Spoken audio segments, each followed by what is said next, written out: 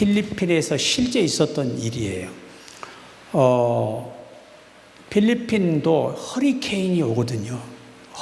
허리케인은 사람도 집도 짐승도 차도 다 공중으로 날려버려요. 그 무시무시한 그 태풍이 원래 온도이 빌리지 그곳에 와가지고 마을이 싹 다 없어지고 겨우 사람도 많이 죽고 그때 거기서 멀리 방송을 듣고 피신한 사람만 살았어요. 그래서 그 태풍 이름으로 지어진 이 지명이 온도이 빌리지입니다. 그런데 그 온도이 빌리지가 아닌 또 다른 곳에서 지금 한 2, 3km, 4, 5km 앞에서 그 마을을 향해서 허리케인이 전진하고 있는 거예요. 근데 계속 그때 그 필리핀 그 마을에 있는 주민들이 마을을 안 떠나고 다 모여서 그 허리케인을 바라보면서 기도한 거예요. 1km 전방에 왔는데도 이 진로가 변경이 안 돼요.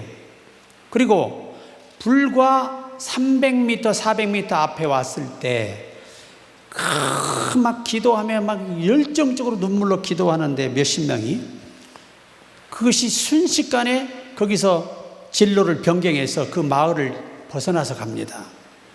실제 있었던 일이에요. 실제로. 기도는 그렇게 놀라운 것입니다.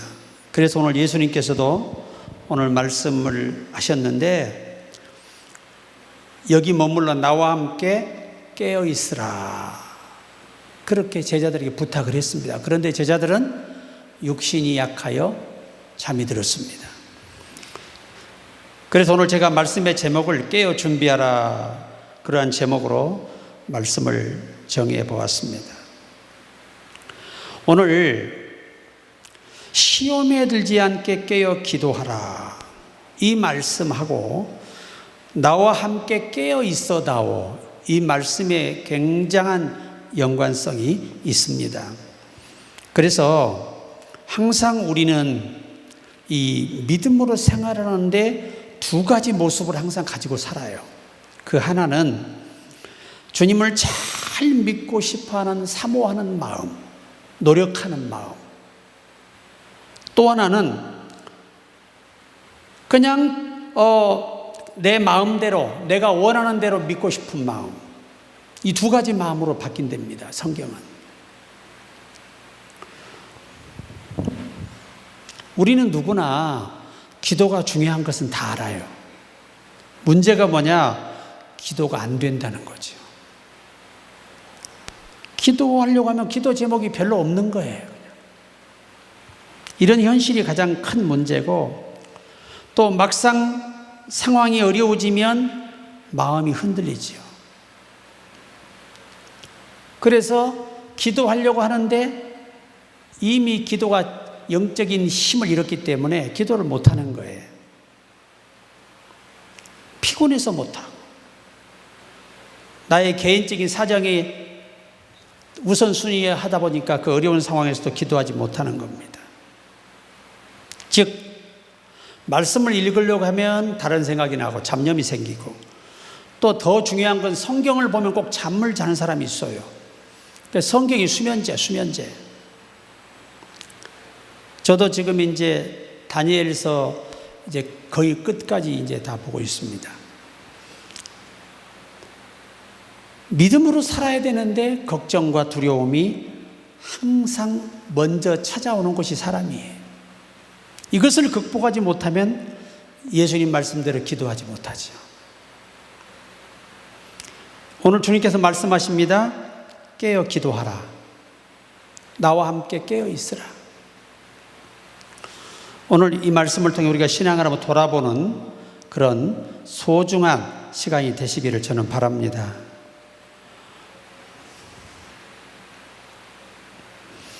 항상 제가 말씀드리지만 기도가 없이는 하나님의 도우심을 입을 길이 없어요. 아무리 내가 마음으로 사모하고 생각으로 사모하고 바래도 구하지 아니하면 얻지 못해요. 성경은 얻지 못하면 구하지 아니함이요. 참 야고보서의 귀한 말씀이죠. 그러니까 하나님의 살아계심을 확신하는 사람만 기도할 수 있는 거예요. 그분을 만나지 못한 사람들은 기도 안 해요. 근데 여러분, 성경은 단수 명사예요. 기도해야만 하나님은 역사하시고 우리를 통해 일하실 수 있는 거예요. 성경에 기도하지 않고 하나님께 쓰임받고 승리한 사람은 단 한 명도 기록되어 있지 않아요. 그래서 항상 여러분이 이 기도 생활에 주력을 해야 됩니다. 굉장히 중요한 거예요. 자, 첫 번째, 시험은 우리가 생각하는 것보다 가까이에서 항상 내게 와요. 멀리서 오지 않아요. 예수께서는 이 말씀하신 장소가 겟셋만의 동산입니다. 이 감람산이 정상이고 그 밑으로 한 5분 능선 내려오면 거기가 겟셋만이에요. 겟셋만이에요. 그러니까 항상 그 감람산으로 가셔서 꼭대기가 기도하셨다고 성경 기록하는데, 예수님이 십자가에 달리시기 전, 그때는 그 감람산 밑에 중간 부분에 있는 겟셋만의 동산에서 기도하셨어요. 그때 그 자리에서 나와 함께 깨어 있어 달라고 부탁을 했습니다. 그 말은 뭐죠? 내가 지금 기도하니까 같이 기도하라는 거였어요. 놀라운 것은 밥 먹을 때 3번 기도도 안 하는 사람도 있다는 거예요. 그 얼마나 신앙의 양심이 없으면 하나님께 주시는 그 일용할 양식 앞에서 감사를 안 하는 그런 분들도 많다고 합니다. 뭘 의미하죠? 그의 영이 이미 기도할 기능을 상실했기 때문입니다. 심각하게 우리가 받아들이고 고민해야 할 문제예요. 아침에 눈 아버지 앞에 감사기도도 할 수 없는 사람이라면 우리 신앙은 이미 멀리 가 있는 거예요. 영적인 엄청난 침체에 빠져 있는 것이죠. 어떤 사람은 일어나자마자 담배를 피고, 어떤 사람은 일어나자마자 TV를 켜고, 별의별 사람이 다 있어요. 예수 믿어도.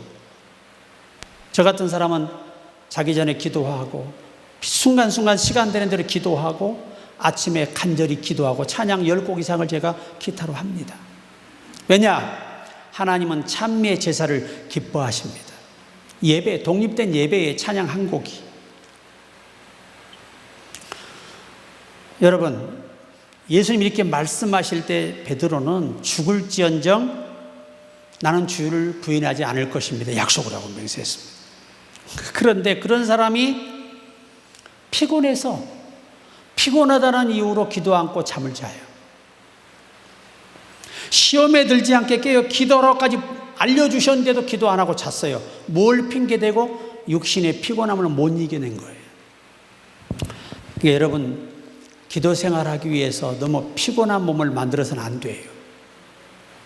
마귀가 아주 피곤하게 고나게 만들어서 기도 자체도 못하게 만들어버려요. 고작 한다는 기도가 오늘 하루 감사했습니다, 자겠습니다, 안녕 그러고 잔단 말이죠. 이게 기도 생활이 아니죠. 사실은 아직도 하나님의 도우심을 얻을 수 없는 상태에 놓여 있음을 우리가 빨리 자신을 점검하는 오늘 예배 시간이 되시기를 저는 바랍니다. 사단은요, 항상 우리의 약점을 너무나 잘 알고 있어요. 그 약점을 공격합니다. 돈에 약한 사람은 돈을 공격해요. 돈으로 미혹해 넘어뜨려요. 몸이 약한 사람은 어떤 면역체계가 기능이 나쁜데 그것으로 공격해서 병들게 하고 쓰러지게 만듭니다. 그래서 일을 못하게 해요.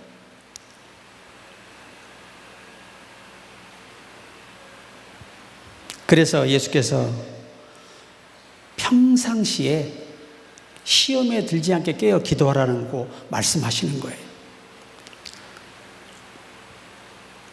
두 번째, 깨어있으라는 이 말씀의 의미는 영적인 감각을 잃지 말라는 거예요. 가장 큰 문제가 깨달음이 없다는 거예요. 가장 큰 문제가 감각이 없다는 겁니다. 하나님이 두려움을 모르는 거예요. 육체적으로 잠든 것과 영적으로 잠든 것은 다릅니다. 육체는 깨어 있는데 영혼은 잠들어 있는 사람들이 많습니다. 교회에 나오면서도 영적으로 잠들어 있다 보니까 하나님의 살아계심이 100% 믿어지지 않는 거예요. 치명적인 문제죠. 예배 드리면서도 마음은 다른 곳에 있는 거예요. 요즘 큰 문제가 뭐냐면 이게 목사님들 예배를 가잖아요. 집회를 가도 그 설교 듣는 시간에 핸드폰 하는 사람들이 있어요. 참 그런 걸 보면 참담하죠. 참담. 저 사람이 진짜 목사일까라고 하는 생각이 들 정도예요. 심지어 어떤 사람은 게임하고 있어요. 그 시간에. 정신질환 잠도 못한 그런 사람이 목사를 하고 있다면 한국교회는 망합니다. 우리 목회자들이나 성도들이나 너무 유튜브에 빠지면 안 돼요. 유튜브가 믿음 주지 않아요. 유튜브가 은혜 주지 않습니다. 그거 괜히 잘못 봤다가 사탄에게 미혹돼서 완전히 악한 자녀가 돼버려요. 죄의 종이 돼버립니다. 그런 거에 빠지지 마시고 그 시간에 성경 보시고 찬양하시고 기도하시라는 거예요. 이것이 사는 길이에요.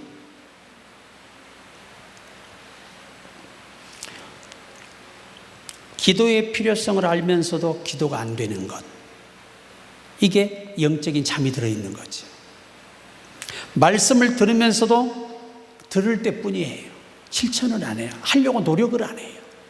이게 영적으로 잠들어 있는 거예요. 이것을 가리켜 영적인 잠이라고 말씀하시는 거예요. 깨어 있어야 합니다. 그러면 영적으로 깨어 있다는 말을 원문은 뭐라고 가르치느냐? 하나님을 의식하며 살아가는 거예요. 여러분이 사람의 눈은 다 속일 수 있어요. 왜? 사람의 눈은 한계가 있으니까. 그런데 하나님은 여러분의 일거수일투족을 다 기록하고 계신다는 사실을 잊어서는 안 돼요. 절대 하나님은 못 속입니다.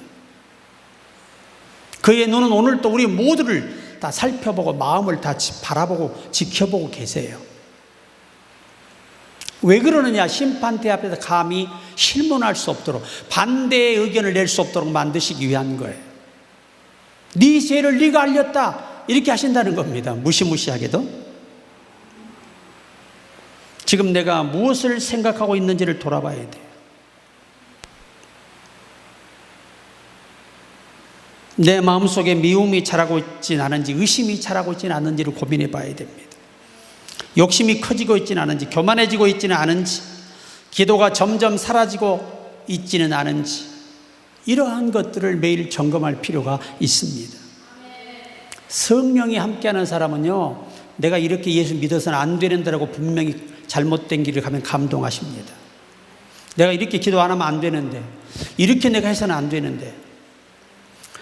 우리가 찬양인도 한 번도 그렇잖아요.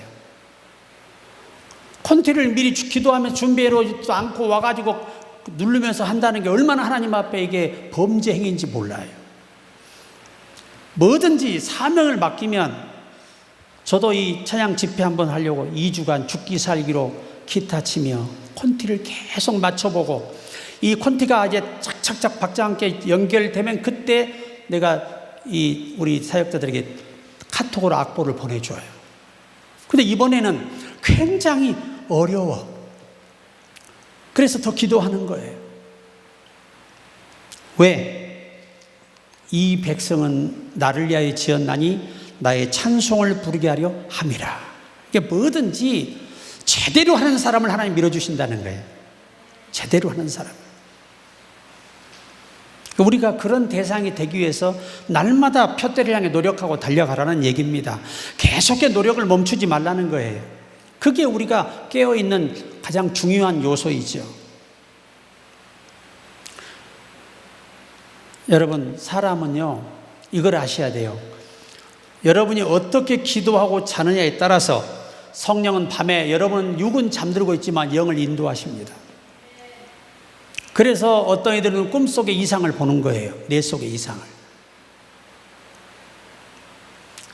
날마다 우리가 하나님 앞에 머무른 것이 과연 뭐냐? 주님, 제 마음은 지금 어떤 상태입니까? 제가 주님보다 더 사랑하는 것은 무엇입니까? 제가 기도하지 못하게 만드는 그 이유가 무엇입니까? 제 믿음을 흔드는 것이 무엇입니까? 진짜 성령이 함께하는 사람이라면 깨달음을 주시겠죠. 여러분, 예언서의 기록이 틀림없어 마지막 때는 진리가 거짓으로 되고 거짓이 진리인 것처럼 사람들을 미혹하고 넘어뜨리는 세상이 지금이에요. 그러니까 성경도 모르면서 유튜브나 어떤 책을 보고 화크닥 해가지고 이단을 따라가는 게 얼마나 부끄럽고 추한 일이고 그 영혼이 불쌍하냐 그 말이에요. 이 핸드폰이요, 완전히 마귀폰이야. 마귀폰. 영혼을 다 죽여요.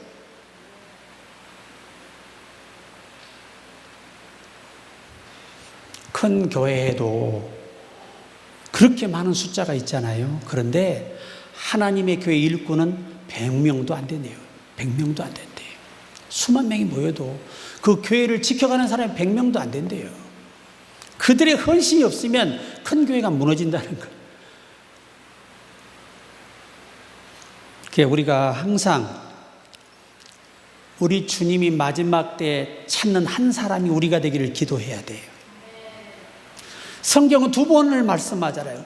의인 한 명만 네가 예루살렘을 다니다가 의인 한 명만 있으면 멸하지 않겠다 그런데 없었어요. 그래서 하나님이 포로로 잡혀가게 한 거 아니에요. 교회에 의인 2-3사람만 있어도 그 교회를 멸하지 않아요. 계시록의 약속의 말씀이잖아요.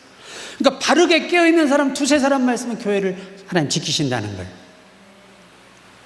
그 주인공이 내가 되기를 힘쓰시라는 겁니다. 항상 그래 영적인 잠에서 우리가 벗어나야 언제든 기도할 때 응답받고 주의 도우심을 받는 거예요. 언제든지. 그럼 깨어있는 게 뭘로 나타나느냐? 예수님 말씀대로 기도하는 거예요. 기도하는 사람이 깨어있는 거예요. 진짜 기도를 바르게 하잖아요. 성령이 바르게 알려주시고 이끌어주세요. 여러분, 하나님은 뚝딱해서 주지 않아요. 성경을 뚝딱해서 알려주지 않아요. 사도 바울 같은 분도 얼마나 성경을 많이 연구한 분이잖아요. 그런 분위기에 성령이 지식을 줘서 오늘의 서신에 13권을 쓰신 거예요. 항상 우리가 깨어 있어야 됩니다. 그것이 뭐다? 기도하는 게 깨어 있는 거다. 예수님의 정의예요. 기도는 하나님을 의지하는 믿음의 행위예요. 내가 하나님께 도움을 청한다는 건 하나님을 의지하는 거죠. 내가 할 수 없다는 이 믿음의 표현이 하나님께 도움을 청하는 기도의 행위예요. 그러니까 죽어도 기도하는 사람은 승리하는데, 여러분 잠언 6장 7, 8절을 보십시오. 계민은 두령도 없고 감독자도 없고 통치자도 없으되 먹을 것을 여름 동안에 예비하며 추수 때에 양식을 모으느니라. 힘없는 개미도 겨울을 대비해서 열심히 양식을 모아두는 거예요. 이거 저장 안 해놓으면 전멸합니다. 전멸. 하물며 사람이, 솔로몬이 말하는 거예요.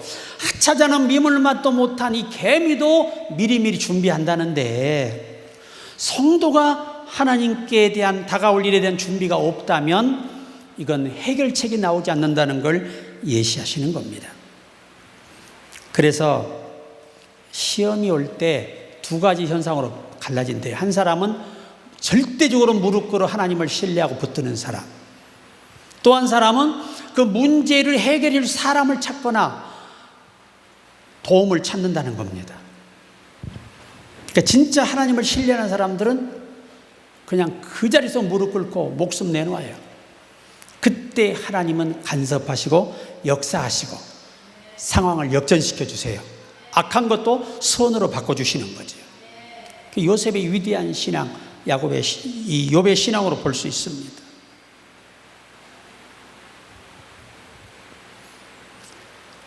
시험이 올 때 내 힘을 믿지 말라는 거예요. 오직 하나님께 기도가 우선순위라는 겁니다. 시험이 온 다음에만 기도하는 거 정상적인 신앙인의 모습이 아니지요. 평상시의 습관처럼 예수님처럼 기도하는 사람들이 가장 어려울 때 그 기도가 빛을 발하는 것입니다. 이것이 성경이 가르쳐 주는 거예요. 우리가 여러분 콘티 하나 준비하면서도 얼마나 간절히 기도하는지 몰라요. 정말 기도 많이 합니다. 하나님, 이 찬양을 인도할 때 서로 연주자들과 박자도 잘 맞게, 화음도 맞게 하시고, 또 우리 성도들과 함께 성령에 취해서 하나님을 높이게 해달라고 제가 2주간 기도하고 하는 거예요. 그 콘티 하나 작성하는데 3개를 먼저 메인곡, 슬로곡 3개를 뽑는데 요게 딱 성령이 내 마음에 주시는 감동을 따라 일치가 딱 되어야 되는데 이게 안 되는 거예요. 그럼 다시 원점 돌리고 다시 기도하고 또 열어놓고 확인해요. 아마 오늘쯤에는 완성이 될 것 같습니다. 여러분 항상 기억하세요. 개미도 미리미리 준비할 줄 알아요. 하물며 사람인 우리가 기도하지 않고 어떻게 다가오는 어려움이 왔을 때 거기서 이겨내기를, 어떤 전화위복이 오기를 기대할 수 있겠느냐는 거예요. 우리 속담 잘 아시잖아요. 소 잃고 뭐 고쳐요? 외양간 고쳐. 그러니까 환난이 올 때만 기도하는 이 약삭 바른 사람들의 결과는요, 아름답지 못해요. 자, 4번째, 마음은 온인데 육신이 약하다고 하세요, 주님께서. 이 말의 의미가 과연 뭐를 의미하는 걸까? 이게 중요하죠. 이 말씀에는요, 책망만 문법이 있는 게 아니에요. 제자들의 연약함을 아시는 주님의 긍휼이 담겨 있습니다. 우리에게는 정말 살아있는 영을 가졌다면 주님을 더 잘 믿고 섬기고 싶은 마음이 있을 거예요. 당연히 있어야지. 없으면 살아있는 게 아니죠. 기도하고 싶고 말씀대로 살아가고 싶고, 이 마음이 성령이 여러분 속에서 재촉하는 마음이 되어야 정상적인 것이다, 그 말이에요. 또 가정을 사랑하고 싶고, 또 다른 사람을 용서하고 싶고. 그런데 참 우리가 약하다는 걸 많이 느끼잖아요, 스스로가.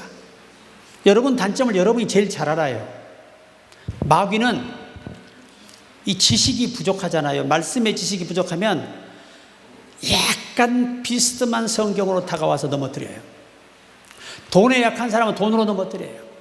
몸이 약한 사람은 뭘로 넘어뜨려요? 건강을 쳐서 넘어뜨려요. 아무것도 못하게. 사람 관계에 약한 사람은 사람을 통해서 그를 넘어뜨려요. 모든 상황이 그렇습니다. 그래서 로마서 7장 25절에 보니까 우리 주 예수 그리스도로 말미암아 하나님께 감사하리로다. 그런즉 내 자신이 마음으로는 하나님의 법을, 육신으로는 죄의 법을 섬기노라. 참 바울의 진솔한 고백이에요. 나 같은 사람도 죄에 끌릴 때가 많더라 이거예요. 자, 이 말씀을 볼 때 우리가 기도하기로 해놓고 기도 안 해. 그러면 육신으로 뭘 섬기는 거예요? 마음은 기도하고 있는데 몸은 기도 안 하는 거예요. 그리고 잠들어 버려요. 어떤 사람은 누워서 기도한다가 1분 다돼 코 골고 자는 사람이 있어. 참 황당한 사람들이죠. 진짜 하나님의 살아계심을 우리가 믿는다면 기도하지 않고는 견딜 수 없는 거예요. 그 하나님은 그리스도 예수 안에서 기도할 때 다 얻도록 길을 열어놓으셨는데 기도라는 통로가 없이 어떻게 받아들일 수가 있겠어요? 불가능하죠.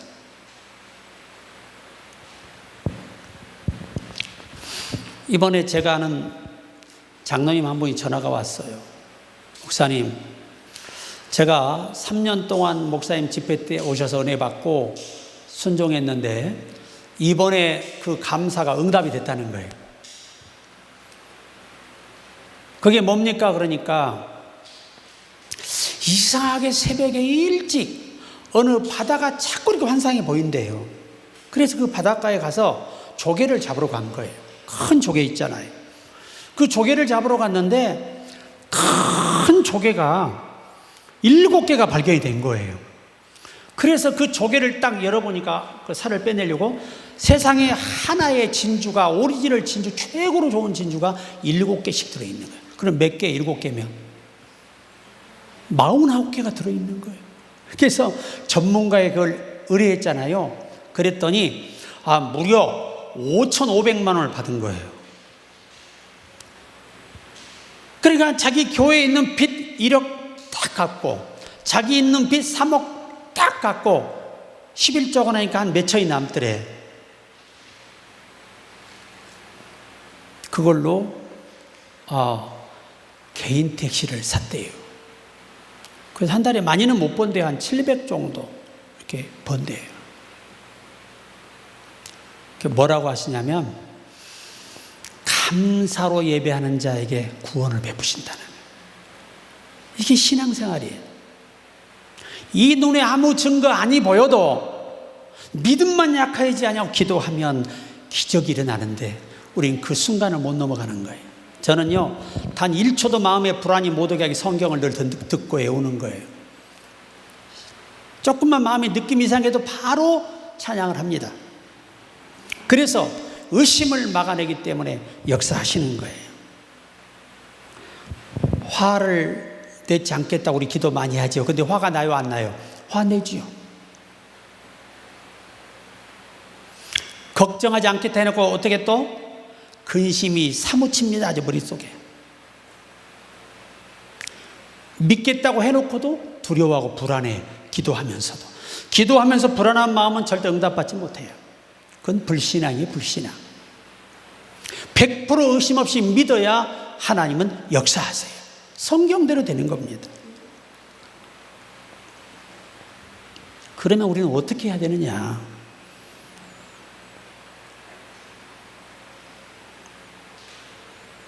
절망할 것이 아니라 더욱더 주님께 나아가서 기도하기를 몸부림쳐야 돼요. 어느 기도도 고비만 넘기면 기도가 열려요.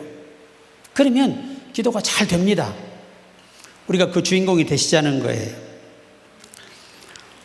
마지막 하나는, 기도는 우리를 시험에서 지켜줘요. 시험에 들지 않게 기도하라는 겁니다. 시편 116편 4절에 내가 여호와의 이름으로 기도하기를 여호와여 주께 구하오니 내 영혼을 건지소서 하였더니 건져주신 거예요. 또 요한복음 16장 23절에는 그날에는 너희가 아무것도 내게 묻지 아니하리라 내가 진실로 진실로 너희에게 이르노니 너희가 무엇이든지 아버지께 구하는 것을 내 이름으로 주시리라. 이렇게 약속을 하고 있어요. 시험이 없는 인생을 약속하신 것이 아닙니다. 하지만 기도하는 사람은 시험 가운데서도 하나님을 붙들 수 있고 비가 내리는 것을 막을 수는 없어도 우산을 준비시켜 주신다는 겁니다. 이 의미를 이해하셔야 돼요.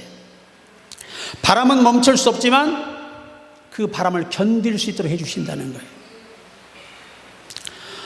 파도를 없앨 수는 없어요. 그러나 파도를 건너게 하신다는 겁니다. 그 위험 속에도.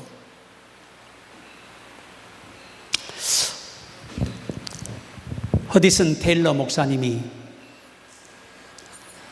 섬지방에 방문하셨다가 육지로 나가야 돼요. 집회가 잡혀 있는데 그날따라 태풍이 불고 파도가 높아서 이 여객선도 출항을 하지 않고 어떤 이 어선의 배도 출항을 안 하는 겁니다.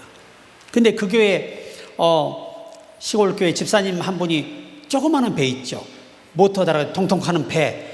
그 배를 가진 걸 아시고 그 집사님을 찾아가서 내가 오늘 복음을 전하러 가야 돼. 출항을 합시다. 그러니까 집사님 벌렁 자빠지는 거예요. 아이고 목사님 목숨이 2개 있는 것도 아니고 뻔히 죽을 줄 알면 왜 가냐는 거예요. 그때 이 테일러 목사님 말씀입니다. 우리가 믿는 하나님은 기도할 때 우리를 도우십니다. 믿고 갑시다.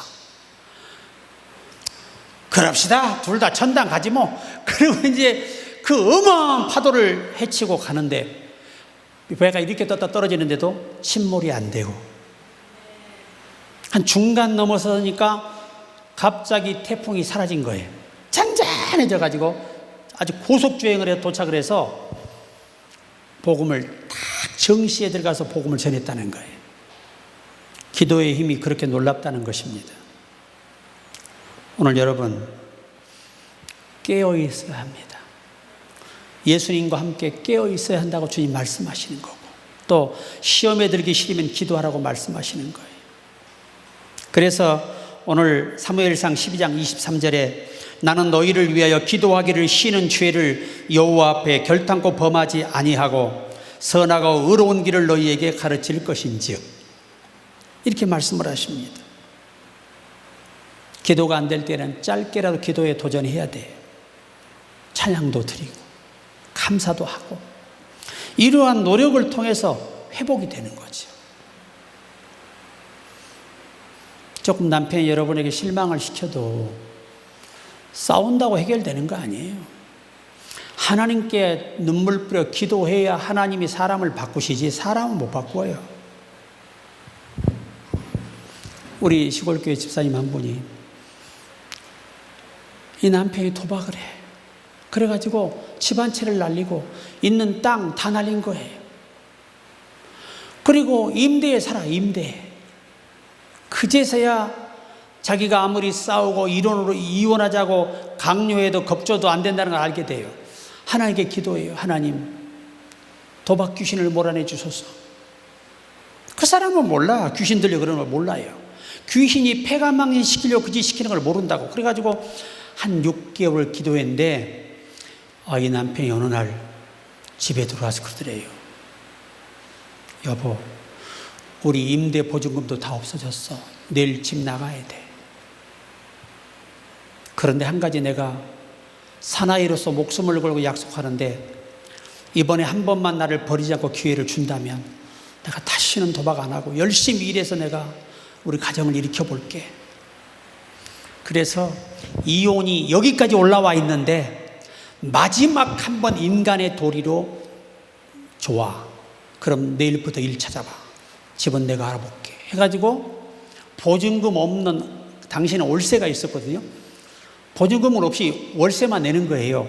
그 집을 얻어가지고 이사를 했어요. 그런데 이 남편이 공사장에 가서 하루도 안 쉬고 매일 일하고 주일날은 마누라 손잡고 교회에 따라오고, 그렇게 1년의 세월이 흐르니까 가정이 회복되잖아요. 응? 자식들의 마음에 상처가 치유되잖아요. 그러니까 이제 아버지라고 부르고 아버지 생일도 챙기고, 자식도 연을 끊을 때는 다 이유가 있는 거예요. 그러니까 하나님과 화목하면 사람의 원수라도 화목하게 해주십니다. 그래서 결국은 그분이 완전 새 사람이 됐어요. 근데 그분 얘기가 중요한 게 하나 있어. 어느 날 기도하는데 이 머리에서 도박이라는 이 띠를 딱 두른 이 한 10대 이상의 아이가 자기 머리에서 쑥 빠져나와가지고 성전 밖으로 그냥 유리창을 깨고 나가더래요. 환상에. 그 뒤로 도박할 마음이 없다는 거야. 그래서 그가 항상 하는 말입니다. 기도만 시키면 하나님, 이 미친놈이 도박하다 인생 망치고 자녀들 상처 주고 가정 망가뜨리고 재산 다 없애버리고 아내에게 실손 상처를 주고 이렇게 살았습니다. 이렇게 기도가 먼저 나와, 항상. 그래 제가 앞으로 그렇게 기도하지 마십시오. 이제부터는 새 사람 됐으니까 축복만 하십시오. 저 그런 적이 있어요. 오늘 여러분, 기도하는 사람에게 기회가 와요. 사람은 사람을 못 고쳐요. 하나님만 다룰 수 있어요. 그리 아시고 믿음으로 승리하기를 주의 이름으로 축원합니다.